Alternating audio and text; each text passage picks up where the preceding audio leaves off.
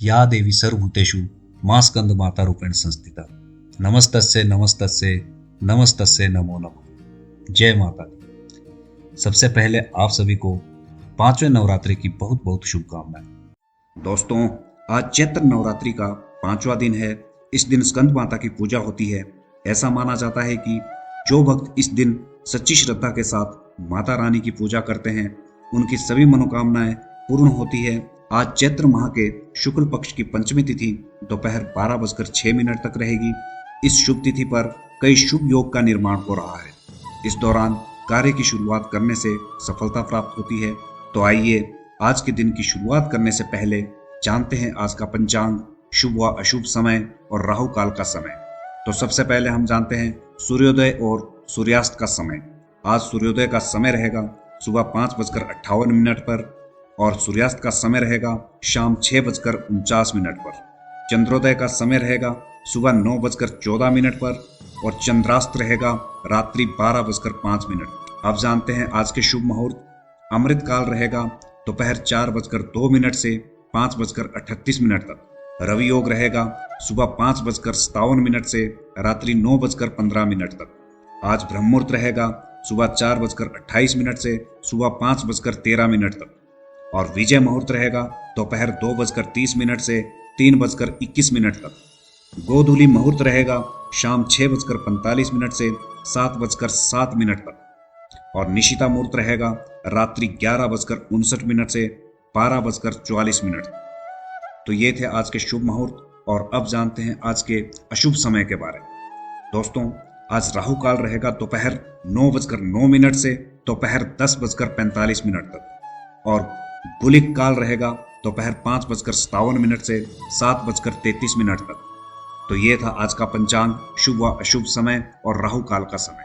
आइए अब जानते हैं माता के स्वरूप की कथा।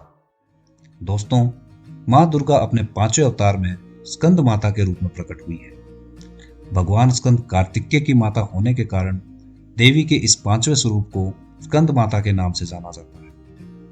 पौराणिक मान्यताओं के अनुसार स्कंद माता मां पार्वती का ही रौद्र रूप है और ऐसी मान्यता है कि एक बार कुमार कार्तिकेय की रक्षा के लिए जब माता पार्वती क्रोधित होकर आदिशक्ति रूप में प्रकट हुई तो इंद्र देवता भय से कांपने लगे। इंद्र देवता अपने प्राण बचाने के लिए देवी से क्षमा याचना करने लगे। क्योंकि कुमार कार्तिकेय का एक नाम स्कंद भी है, तो सभी देवतागण मां दुर्गा के रूप को मनाने के लिए उन्हें स्कंद माता कहकर पुकारने लगे और उनकी स्तुति करने लगे। तभी से मां दुर्गा के 5वें स्वरूप को स्कंद माता कहा जाने लगा और उनकी पूजा 5वें नवरात्रि के रूप में होने लगी। स्कंद माता की आराधना से संतानहीन को संतान प्राप्त होती है और इनकी साधना से भक्तों को आरोग्य, बुद्धिमता और ज्ञान की प्राप्ति होती है।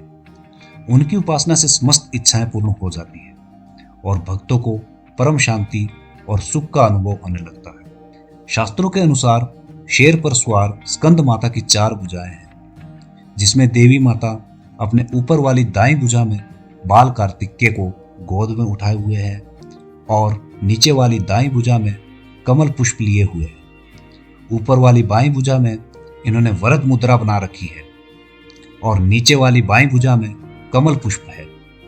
स्कंद माता कमल के आसन पर विराजमान रहती है, इसीलिए इन्हें पद्यासन देवी भी कहा जाता है।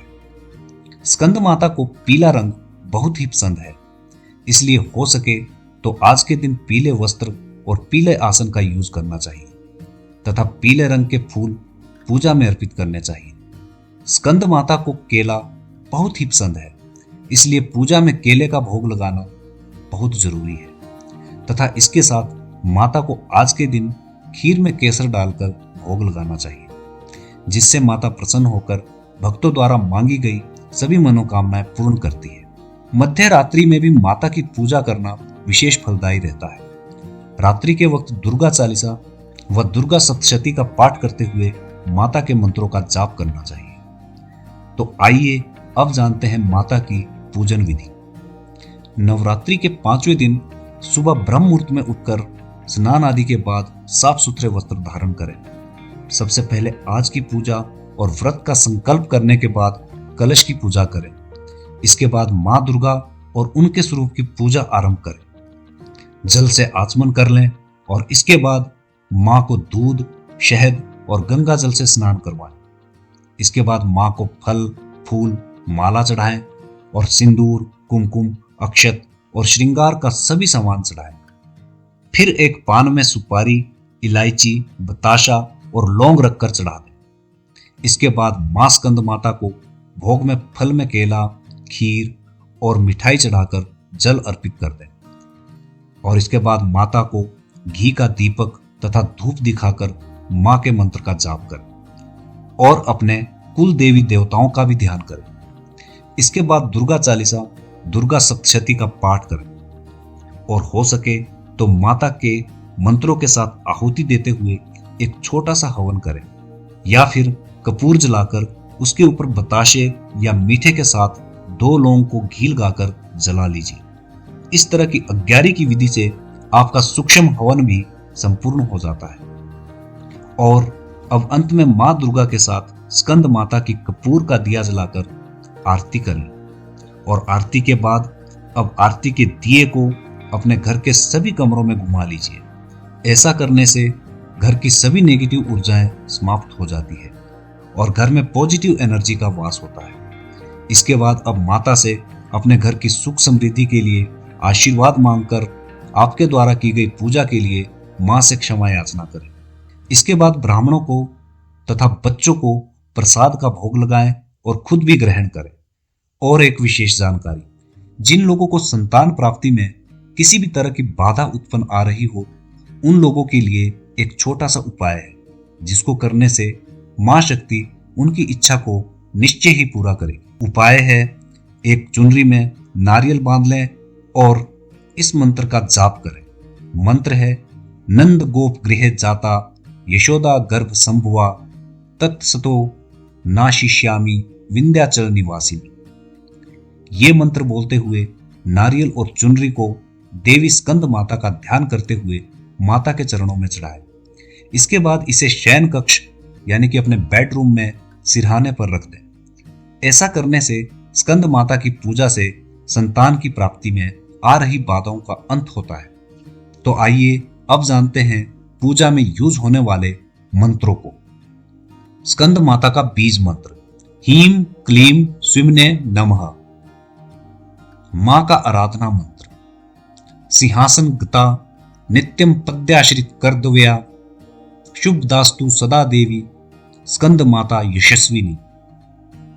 मां का स्तुति मंत्र, या देवी सर्वभूतेषु मां स्कंद माता रूपेण संस्थिता नमस्तस्ये नमस्तस्ये नमस्तस्ये नमो नमः। संतान प्राप्ति प्रार्थना मंत्र, नंद गोप गृह जाता यशोदा गर्भ संभुआ तत्सतो नाशिष्यामि विंध्याचल निवासिनी। क्षमा मंत्र, आवाहनम ना जानामि विसर्जनम पूजाम चैव ना जानामि क्षमस्व परमेश्वर। मंत्रहीनम क्रियाहीनम भक्तिहीनम जनार्दनम यत् पूजितम मया देव परिपूर्ण तदस्तु में। और अगर आप चाहें तो क्षमा याचना को हिंदी में इस प्रकार बोल सकते हैं, हे दुर्गे माँ, ना तो मैं आपको बुलाना जानता हूं और ना ही आपको विदा करना जानता हूं। मैं तो पूजा करना भी नहीं जानता हूं। कृपा करके हे माते, आप मुझे क्षमा करें। मुझे ना तो कोई मंत्र आता है और ना ही मैं कोई क्रिया जानता हूं। मैं तो ठीक तरीके से सच्ची भक्ति करना भी नहीं जानता हूं। अपने निस्वार्थ और भक्ति भावना से आपकी पूजा कर रहा हूं। हे माँ, कृपा करके आप मेरी सभी भूलों को क्षमा करें और मेरे द्वारा किए गए इस पूजा को संपन्नता प्रदान करें। पूजा के दौरान क्षमा मांगने का अर्थ ये है कि हमारी दैनिक जीवन में हमसे कई तरह की गलतियां हो जाती है और जब भी हमसे कोई गलती हो जाती है तो हमें तुरंत ही क्षमा मांग लेनी चाहिए। क्षमा के इस भाव से अहंकार खत्म होता है और हमारे रिश्तों में प्रेम बनता है। तो दोस्तों, इस तरह से दुर्गा माँ के 5वें अवतार स्कंद माँ की नवरात्रि में विधि पूर्वक की गई पूजा से माँ अपने भक्तों की सभी मनोकामनाएं पूर्ण करती है तथा जीवन के सभी कष्ट और दुख दूर हो जाते हैं। तो दोस्तों, अगर आपको इस वीडियो में दी गई जानकारी पसंद आई हो तो ऐसी ही जानकारी और ज्ञानवर्धक वीडियो पाने के लिए हमारे चैनल को लाइक और सब्सक्राइब करें। धन्यवाद। जय माता दी।